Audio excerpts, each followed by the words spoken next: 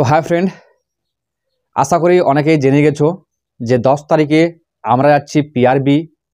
আমিও যাচ্ছি পিআরবি।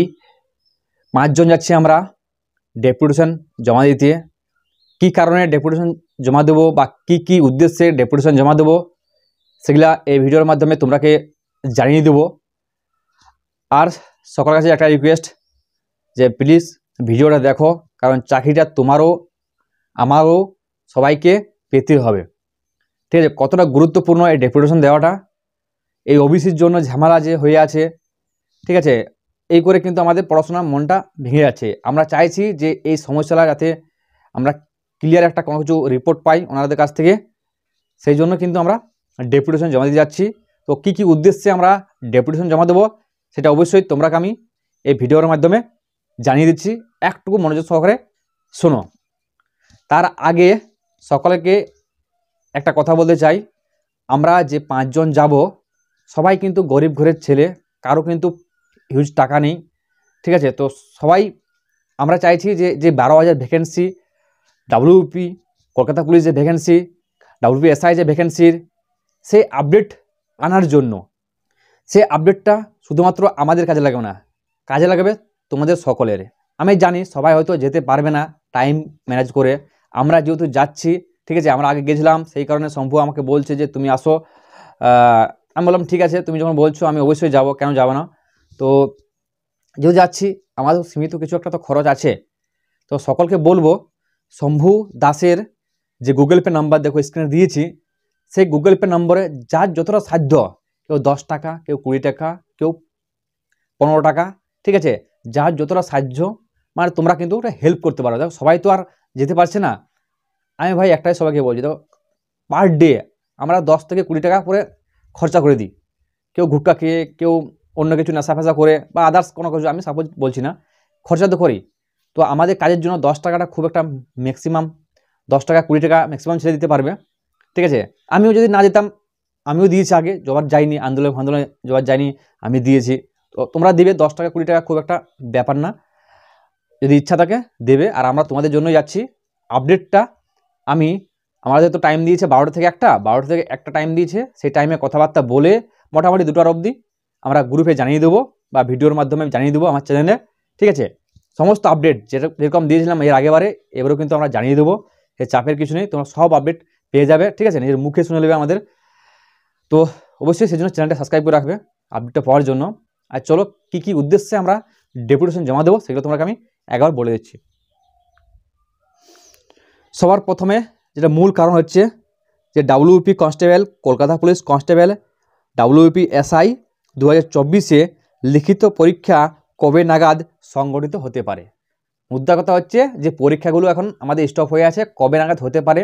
তোমরা বারবার আমাকে বলো দাদা ডেট কবে, কোন মাসে পরীক্ষা হবে না হবে। আমি যেমন বলেছিলাম যে জুলাই আগস্ট সেপ্টেম্বরের মধ্যে হওয়ার কথা ছিল, তো সেটা হবে কি হবে না সে ডেটে সেটা জানবো।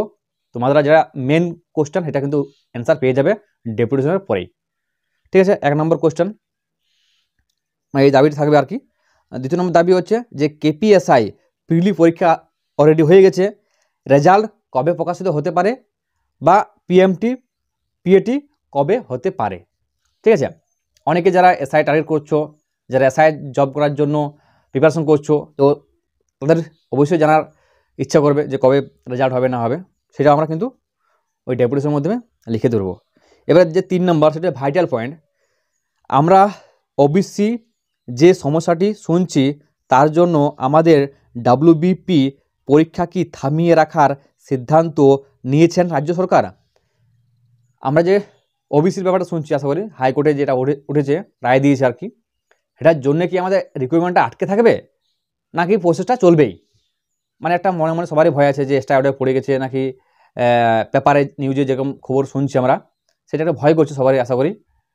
তো সেই জিনিসটা ক্লিয়ার করার জন্য ডেপুটেশন সেটা আমাদের উল্লেখ থাকবে। ঠিক আছে, তারপরে আছে 4 নম্বরে আবগারি কনস্টেবল, এসআই, এএসআই এবং সিভিল ডিফেন্স অগ্রগামী নতুন বিজ্ঞপ্তি কবে প্রকাশ হতে পারে, এই ব্যাপার নিয়ে আমরা জিজ্ঞাসা করব। ঠিক আছে, এরপরে কি আছে না, এবার যেহেতু পশ্চিমবঙ্গ পুলিশে একটি লিখিত পরীক্ষাতে সকলের ভাগ্য নির্ধারণ হবে, তাই আমরা চাই প্রতিটি পরীক্ষা কেন্দ্রে বায়োমেট্রিক ও জেমার বসানো দাবি রাখছি, যেমনটা 2018 WP কনস্টেবল মেন্স পরীক্ষা হয়েছিল।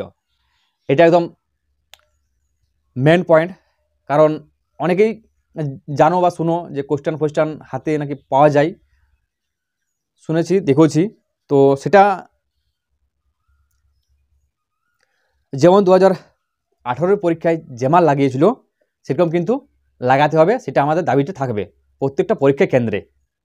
ঠিক আছে, এই দাবিটা কিন্তু গুরুত্বপূর্ণ দাবি। এরপর আছে 6 নম্বর, রিপোর্টিং টাইম শেষ হয়ে যাওয়ার পরে কোনো পরীক্ষার্থীকে পরীক্ষা কেন্দ্রে যেন ঢুকতে না দেওয়া হয়। মানে অনেক আছে যারা পরীক্ষার রিপোর্টিং টাইম পার হয়ে যায়, পরে এসে বলে স্যার আমাকে ঢুকতে দিন, আমি ঢুকবো ভেতরে। এটা যেমন না হয়, সবাই টাইম সচেতন থাকবে। পুলিশ মানে, আর্মি মানে, ফোর্স মানেই টাইম সচেতন। রিপোর্টিং টাইমের মধ্যে আমাকে ভেতরে আসতে হবে, এটা কিন্তু সবারই পক্ষে ভালোর জন্য বলছি, কারো খারাপ না। ঠিক আছে, কেউ আমি 12টায় পরীক্ষা 11:30 ঢুকবো বা 12টা 5 মিনিট আগে ঢুকবো, এই মানে এই নিয়মটা আর কি যেমন না করা হয়। যে রিপোর্টিং টাইম তার আগে যাতে ঢুকিয়ে নেওয়া হয়, পরে যাতে না ঢুকতে দেওয়া হয়। আর কেন বলছি সেই কারণটা আশা করি বুঝতে পারছো যে কেন হয় 5 মিনিট আগে কেন ছেলেরা ঢুকে ভেতরে। ঠিক আছে, ওটা আশা করি বোঝাতে হবে না তোমাকে, সেটা কিন্তু আমরা দায়িত্বটা দাবিটা আর কি রাখবো। ঠিক আছে, এটা কিন্তু খুব একটা ভাইটাল দাবি। চলো এরপর আছে যে পরীক্ষা শুরুর 1 ঘন্টা আগে পরীক্ষা কেন্দ্রের আশেপাশে যেন নেটওয়ার্ক বন্ধ করে দেওয়ার দাবি রাখছি। কেউ যদি কোনো রকম অসৎ উপায় অবলম্বন এর চেষ্টা করে তাকে যেন যথাযথ শাস্তি দেওয়া হয়। একদম ভাইটাল পয়েন্ট, যে কেউ অসৎ মানে বুঝতে পারছো, আর বাংলা করে বলছি না, কোনো অসৎ যদি কেউ কাজ করে তো তাকে তার পক্ষে যেমন শাস্তি নেওয়া হয়। যেমন একবার শুনেছ, ঠিক আছে, যে দেখবে ফ্যাক পরীক্ষার্থী চলে গেছে, ধরো আমি ফর্ম ফিল আপ করেছি, আমার জায়গায় অন্য একটা ছেলে চলে গেছে পরীক্ষা দিতে। ঠিক আছে, মানে অসৎ আর কি বুঝতে পারছো, অসৎ লোক কাজেরকে বলে। তো সেই জিনিসগুলো বন্ধ করার জন্য আমরা ডেপুটেশন দেবো। সব ম্যান পয়েন্টগুলো উল্লেখ আছে। ঠিক আছে, যাচ্ছি যখন একেবারে সব কিছুই কিন্তু আমরা তুলে ধরবো, চাপের কিছু নেই। সমস্ত আপডেট কিন্তু ওরা পেয়ে যাবে 2টোর পরেই, কারণ আমরা একটা সময় বার হওয়ার পরে ভিডিও বানিয়ে তোমাকে আমি গ্রুপে আপডেট দিয়ে দেবো, আর ইউটিউবে পেয়ে যাবে, চাপের কিছু নেই। তো বন্ধুরা, কে আমরা ডেপুটেশন দিতে যাচ্ছি, তাদের নাম সাথে ফোন নাম্বার আমি একবার বলে দিচ্ছি তোমরাকে, সাথে স্ক্রিনের উপর দিয়ে দিচ্ছি। ঠিক আছে, দেখো শম্ভু দাস সে যাচ্ছে আমার সাথে, ওর নাম্বার দেওয়া আছে সাইডে।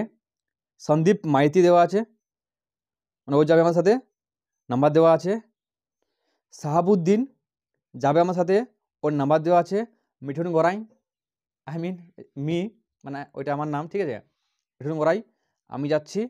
আর হাসিবুল মোল্লা যে আগেবারে আমার সাথে গেছিলো। ঠিক আছে, তো শম্ভু দাস, হাসিবুল মোল্লা আর আমি 3 জন আমরা গিয়েছিলাম আগেবারে, 2 জন নতুন আছে। ঠিক আছে, তো আমরা এই 5 জন যাচ্ছি। 5 জনের মোবাইল নাম্বার দেওয়া আছে। তো এই মোবাইল নাম্বারে সেরকম হলে কোনো অসুবিধা হলে যোগাযোগ করবে। আর শম্ভু দাস এর গুগল পে নাম্বার আছে, সেই গুগল পে নাম্বারে তোমরা কিন্তু বা ফোনপে বা পেটিএম যে কোনো ইউপিআই পেমেন্ট থেকে এর নাম্বারে তোমরা পেমেন্ট করবে। 10 টাকা, 15 টাকা, 20 টাকা, ঠিক আছে, যা যতটা সাধ্য দেবে। ঠিক আছে, এটা রিকোয়েস্ট থাকলো আমার সাবস্ক্রাইবের কাছে। আর যারা নতুন আমার ভিডিও দেখছো তাদের কাছে রিকোয়েস্ট থাকলো, সবাই কিন্তু এখানে যা যতটা সাধ্য তোমরা দেবে। ঠিক আছে, এটা রিকোয়েস্ট, কারণ 5 জনের প্রচুর খরচা আছে। ঠিক আছে, যেতে আমাদের পুরুলিয়া থেকে যেতে আশা করি জানো, যারা পুরুলিয়ার ছেলে মেয়ে আছো, পুরুলিয়া থেকে যাওয়ার জন্য কত খরচা আছে বা খাওয়া দাওয়া আছে। আর আমাকে আজ 9 তারিখে রাতে আমাকে বাস ধরতে হবে। আমি 10 তারিখে সকালে পৌঁছাই যাব, কারণ সকালে ট্রেনে যদি যাই আমি একেবারে মতো দেখবে পিআরবি ঢোকার আগেই আমি পৌঁছাতে পারবো না। সেই কারণে আমি ভেবে নিয়েছি যে এবারে যেহেতু যাচ্ছিই আগের দিনে সন্ধে, মানে আজকে সন্ধ্যেয় আমি বার হব, কালকে আমি সকালে পৌঁছে যাব। কারণ কি আমাদের পুরুলিয়া থেকে অনেক দূর, তো ট্রেন ঠিকঠাক টাইমে পৌঁছাতে পারে না। সকাল ট্রেনে গেলে আমার লেট হয়ে যায়, এর আগেবারে লেট হয়েছিল, যাতে লেট না হয় সেই চেষ্টাটাই করব। তো ভিডিওটা কেমন লেগেছে, যদি ভালো লেগেছে অবশ্যই একটা লাইক করো, আর চ্যানেল সাবস্ক্রাইব করে রাখো আপডেটটা পাওয়ার জন্য। ঠিক আছে, তো এখনো পর্যন্ত বাই, টাটা, নেক্সট ভিডিওতে আবার দেখা হবে।